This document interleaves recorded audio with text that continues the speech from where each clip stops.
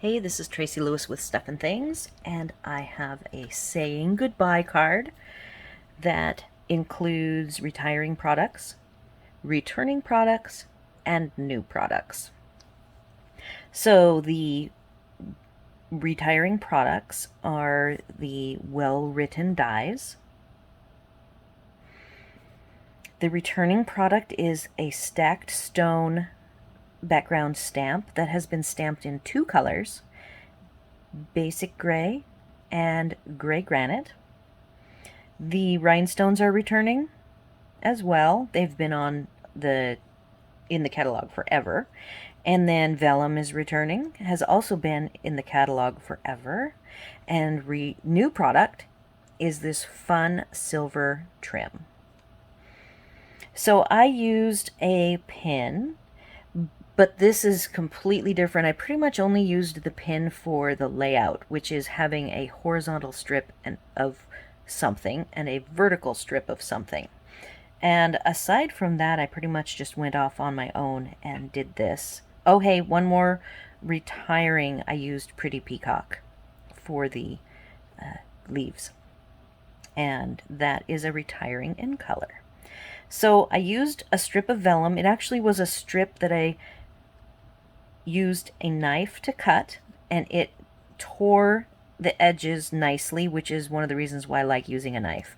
You can get really nice natural tears in addition to distressing.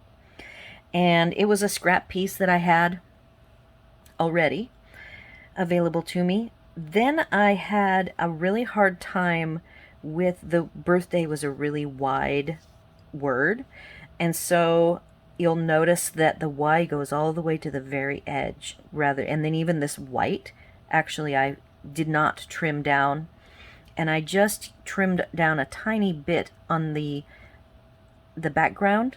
I just wanted 1/8, and the only reason why I trimmed it down is I really wanted to show the rough edge, and because originally I had it all full size A2 4 1/4, 5.5.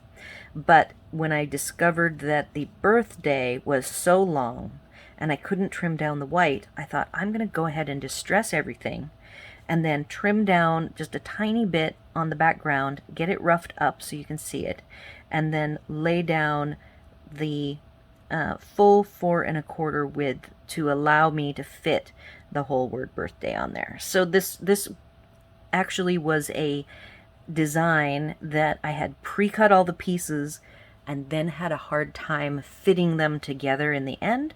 So I had to make some adjustments to accommodate that very long word that I had picked. You'll even see over here on this side that my Pretty Peacock goes like to the very edge. And I even had to place the B exactly in between these two leaves to make it all work. So sometimes it's kind of fun to cut all of your pieces first, which is what I did. I glued this Pretty Peacock on top of the vellum. Then I started laying it all out, and I went, uh-oh, I have to really be careful how I arrange this so that it all fits. And for me, as an avid crafter that, crafts all the time, I actually enjoy when I end up with these little predicaments with my projects that I have to kind of figure out like a jigsaw puzzle how it's all going to fit together. And I think that this card came out wonderful. Now my husband, he's a color guy. He does not like gray. So he looked at this card and I was surprised because he didn't immediately put his nose up at it saying, oh no, I don't like it, it has gray. He's like, that's all right. So that was a big win for me, actually having my husband like this card, even though it really only has this one bit of green, and that's it.